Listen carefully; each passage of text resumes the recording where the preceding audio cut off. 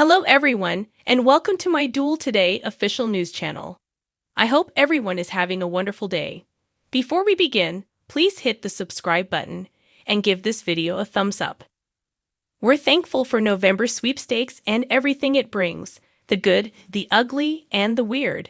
This week by taking a somewhat wider view. A musical Harris game? Verify. Mysteries surrounding murder that are off limits to investigation. Absolutely. Horrible depictions of loss and trauma. We have them taken care of. And remember to add the Greek seasoning. Does it seem to me like Alex has been absent for a significant portion of the Kyriakis narrative? And that's strange because he is, I believe, the main character in it. After the first family reaction, we haven't seen much of him in his new role in the Kyriakis family, and there is more of Theresa plotting with Constantine than courting Alex. Basic Black returning to Titan must be significant, I suppose. It might have had a bigger effect and shown us how committed he is to being Victor's putative son if he had moved back into the mansion. When it's all taken from him and given to Xander once more, that will impact him harder. Though he's becoming a bit too cunning for my liking, I still find myself loving Constantine as a villain most of the time. He escapes from situations far too readily. Instead of Xander's quick, I know we butted heads before, but now you're my hero. I was actually looking for some pushback. However, I am aware that Black Patch is investigating, and I'm hopeful that this is just the beginning for additional vet visits. Drake Hodgeston teased us a little bit about what seems like a potential deeper look at John's past prior to his memory loss. But I have a suspicion that won't happen until February sweeps. Other than listening to them whine about their children's bad choices, there is still much to do in the interim.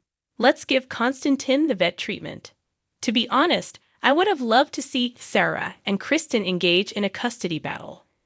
However, I'm not sure Days of Our Lives has the funding for a big courtroom drama these days. Kristen and Brady's altercation in that office/courtroom was a little underwhelming, so perhaps it was best if they didn't. I simply thought that after all the conflict, Xander's life would come together in a spectacular way or something, and they wouldn't get back together until he discovered who he was. The tone shift between them was kind of entertaining, even though it was just momentary. They haven't disappointed me the way Eric Cole has. However, Sarah fans ought to be pleased, as Paul Telfer and Lindsay Godfrey relished acting out at least some hostility before getting back together. This drama of the baby swiping has me confused. To begin with, the performances are excellent. Ariane Zucker and Dan Fierigel are striking deep within of us. In particular, Nicole. Oh no. And while I always enjoy seeing EJ's sensitive side, I'd also look forward to seeing his cruel side surface once he discovers the truth. Of course, if he quits attempting to exact revenge on her, I'd still be interested to see what a Sloane/EJ coupling would look like. However, I don't think I'll ever be able to get beyond Sloane's intense need to be attached to Eric. When I said last week that I didn't think Sloane would end up in jail like Nicole did for her own baby swap, I was correctly corrected to say that Nicole did end up in jail, but not for the entire amount of time she was sentenced to. That being said, I don't think Sloane's indefinite imprisonment will be utilized as a means to terminate the program.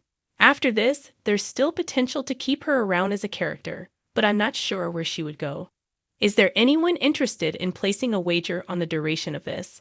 Just don't tempt us every day with questions like, oh, is Sloane going to come clean? I get it occasionally, but from the viewpoint of the viewer, it is far more effective for the truth to come out if we are lulled into a false feeling of normalcy until it is torn out of us, as opposed to a constant barrage of, oh no, she's almost caught. She almost came clean, oh no. Tate and Holly keep coming up in conversation. Even though this hasn't exactly been a top-of-the-list topic, soap operas have been using teen themes to attempt and attract younger viewers for ages, and for the same amount of time, devoted viewers have been complaining about these storylines. But, for better or ill, many well-known daytime actors and characters began their careers as teenagers, particularly when it comes to legacy roles. The list could go on. Belle, Sami, Hope, Philip, Sean, Chad, Will, Tate, and Holly are the same. They are also employed by me. I believe Holly will make a great successor to Nicole and will ultimately bring her mother-in-law sorrow. She may have a childlike infatuation on Johnny, but she is still a child. Tate also has an inherently likable quality that I find endearing, but hopefully he's a little smarter than his dad. I apologize, Brady. That kind of sums up how alone Harris and Ava still are, and I'm not sure where to place this story in connection to the others. That's never a good thing. About Gil's passing. Even though I dislike stories about women in trouble, Tamara Braun did a fantastic job capturing those awkward moments and Ava's disbelief following the attack. Since she left Bayview, the show has been attempting to humanize her. Let's resist the urge to do so by painting her as a victim. Furthermore, even if Clyde is well liked in Salem, the Vitale family ought to be able to swallow him whole and spit him out. This week, the opportunity to include Ava and Harris more into the canvas was incredibly irritating since, instead, they served to further separate them. A lot more Salemites would have gotten involved with Harris if he had been assigned to look into Lee's death. Paulina, however, destroyed everything by starting the drug inquiry, which will only take him back to Ava. It was that scenario in the pub that nearly made me lose my hair.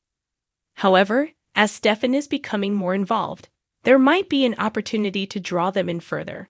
Alternatively, if Gabby doesn't return, isolate him. I don't think anyone will care about Ava and Harris if they are removed from the island. There's really nothing about Harris that fans were yearning for. From a General Hospital standpoint, pairing him with Ava made sense, but Days of Our Lives viewers didn't think the same way. I understand, but it doesn't seem to be appealing to viewers. It's not good that I've been seeing a lot of fast-forward remarks. It's not good for the Keystone Cops that Paulina was the one to inform them that she had heard about the cartel moving in. Mayor? Drug cartel? Tell us more, please. Last week, I talked more about Everett, Stephanie, and Chad. Basically, now that Coma Bro is involved, they're finally a little more intriguing. Since Li's murder forced Gaby off-screen and Belle, her attorney, also quit the show, Lee's murder has been so strange. It was like the stakes were pulled out from under us.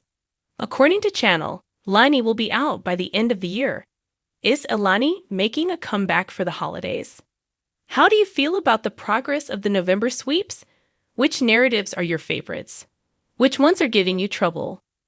If you love our news and want to get updated, then subscribe our channel and press the bell icon to get notified first. And do not forget to press bell icon that you've never miss updates we update daily. Thanks for watching if you like this video. So please don't forget to subscribe my channel and don't miss any update.